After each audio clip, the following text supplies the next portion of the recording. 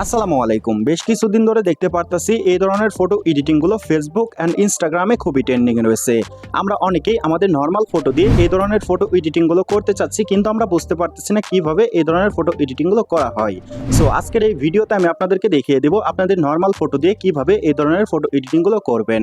যদি আপনারা এই ভিডিওটা দেখে সম্পূর্ণ কাজটা শিখতে চান ও বুঝতে চান, এই ভিডিওটা আপনাদের সম্পূর্ণ দেখতে হবে। যদি ভিডিওটা স্কিপ করেন তাহলে কিন্তু কিছু বুঝবেন না। চলুন গাইস, মুখের কথা না বাড়িয়ে মূল ভিডিওতে যাওয়া যাক।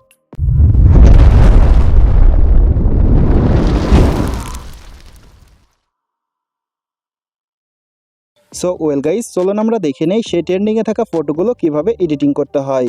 সো ফার্স্ট অফ অল আমাদের ফোনে হাইপিক অ্যাপসটি থাকতে হবে। আপনাদের ফোনে যদি হাইপিক অ্যাপসটি না থাকে, আপনারা কিভাবে ডাউনলোড করবেন আপনাদেরকে দেখিয়ে দেই। ডাউনলোড করার জন্য প্লে স্টোরে একটা ক্লিক করবেন, আমি একটা ক্লিক করলাম। প্লে স্টোরে আসার পর সার্চ বক্সে একটা ক্লিক করবেন, আমি সার্চ বক্সে একটা ক্লিক করলাম। সার্চ বক্সে ক্লিক করার পর এখানে হাইপিক লিখে দিবেন, আমি হাইপিক লিখে সার্চ করলাম। সার্চ করার সাথে সাথে এই যে আপনারা অ্যাপসটা দেখতে পারতেছেন, এই অ্যাপসটা আপনারা ডাউনলোড করে নেবেন। আমি অ্যাপসে একটা ক্লিক করলাম। আর এই অ্যাপসটা যদি প্রিমিয়াম ডাউনলোড করতে চান, আমার এই ভিডিওর ডিসক্রিপশন বক্সে টেলিগ্রাম চ্যানেলের লিঙ্ক দেওয়া আছে। টেলিগ্রাম চ্যানেলে ক্লিক করে টেলিগ্রাম চ্যানেল থেকে প্রিমিয়াম অ্যাপসটা ডাউনলোড করে নেবেন। নেওয়ার পর ওপেন একটা ক্লিক করবেন, আমি ওপেন একটা ক্লিক করলাম। ওপেনে ক্লিক করার সাথে সাথে আমাদের সামনে এরকম একটা পেজ ওপেন হবে। এখন আমরা এখানে ইনপুট দেখতে পারতেছি, এই ইনপুটে একটা ক্লিক করব। ইনপুটে ক্লিক করার পর আমাদের গ্যালারিতে যতগুলো ছবি আছে সবগুলো ছবি এখানে শো করবে। এখন আমরা আমাদের সেই ছবির উপরে একটা ক্লিক করব, আমি একটা ক্লিক করলাম। ক্লিক করার সাথে সাথে দেখতে পারতেছেন ছবিটা এডিটিং পেজে চলে আসছে। এখন এই ছবিটা দিয়ে আমি সেই ট্রেন্ডিংয়ে থাকা এডিটিংটা করে দেখাবো। ট্রেন্ডিংয়ে থাকা এডিটিংটা করার জন্য আমরা এই যে এখানে অ্যাডজাস্ট দেখতে পারতেছি, এখানে একটা ক্লিক করব। এখানে ক্লিক করার পর এই যে এখানে ক্রপ দেখতে পারতেছি, ক্রপে একটা ক্লিক করব। ক্রপে ক্লিক করার পর আমাদের ছবি আমরা একটু এভাবে ক্রপ করে নিব। আপনাদের ইচ্ছে মতো আপনারা একটু ক্রপ করে নেবেন। ক্রপ করে নেওয়ার পর এই যে এখানে এআই এক্সপেন্ড দেখতে পারতেছি, এখানে একটা ক্লিক করব। এখানে ক্লিক করার পর আমাদেরকে এই পেজে নিয়ে আসবে। এখন আমরা এখানে ক্লিক করে ধরে আমাদের ছবিটাকে এভাবে ছোট করে নিতে পারবো বা বড় করে নিতে পারবো। আপনারা আপনাদের ইচ্ছে মতো ছোট করে নেবেন বা বড় করে নেবেন। আপনারা চাইলে আপনাদের ছবির উপরে আঙ্গুলের ফিঙ্গার দিয়ে ক্লিক করে ধরে এভাবে আপনাদের ইচ্ছে মতো বসিয়ে নিতে পারবেন। আমি আমার ছবির উপরের দিকে ব্যাকগ্রাউন্ডটা একটু বাড়তি রাখতে চাচ্ছি, তার জন্য আমি এখানে এভাবে বসিয়ে নিব। আপনাদের ইচ্ছে মতো আপনারা বসিয়ে নেবেন, ঠিক আছে? বসিয়ে নেওয়ার পর আপনি আপনার ছবির সাইডে যে ব্যাকগ্রাউন্ড গুলো অ্যাড করতে চাচ্ছেন, আপনি সেই নামটা এখানে লিখে দিবেন।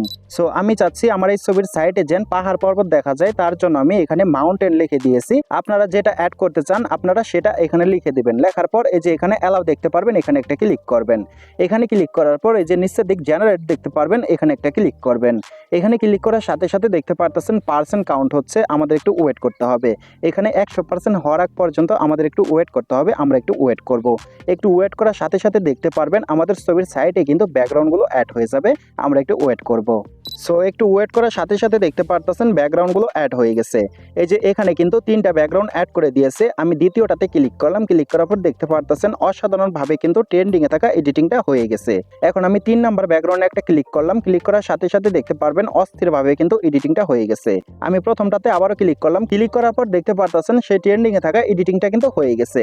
এখন আমি আফটার অ্যান্ড বিফোর আপনাদেরকে দেখাই। এই যে এটা কিন্তু বিফোর দেখতে পারতেছেন, এটা কিন্তু আফটার দেখতে পারতেছেন। এটা কিন্তু অরিজিনাল ফটোটা দেখতে পারতেছেন, এটা কিন্তু ব্যাকগ্রাউন্ড অ্যাড করে নেওয়ার পরেরটা দেখতে পারতেছেন। এইভাবে আপনারা আপনাদের ইচ্ছে মতো আপনাদের ফটো দিয়ে এই ট্রেন্ডিংয়ে থাকা ফটোটা এডিটিং করে নিতে পারবেন। নেওয়ার পর এই যে এখানে অ্যাপ্লাই দেখতে পারবেন, অ্যাপ্লাই একটা ক্লিক করবেন। অ্যাপ্লাই ক্লিক করার পর আমাদেরকে এই পেজে নিয়ে আসবে। এখন আমরা এই টিক মার্কে একটা ক্লিক করব। টিক মার্কে ক্লিক করার পর দেখতে পারতেছেন ব্যাকগ্রাউন্ডটা কিন্তু অস্থিরভাবে অ্যাড হয়ে গেছে। এডিটিংটা করে নেওয়ার পর এই ছবিটা কিভাবে সেভ করবেন চলুন আপনাদেরকে দেখিয়ে দেই। সেভ করার জন্য এই যে এখানে তীরের মতো একটা আইকন দেখতে পারতেছেন, এখানে একটা ক্লিক করবেন। এখানে ক্লিক করার সাথে সাথে এই ছবিটা সেভ হয়ে আপনাদের গ্যালারিতে চলে যাবে।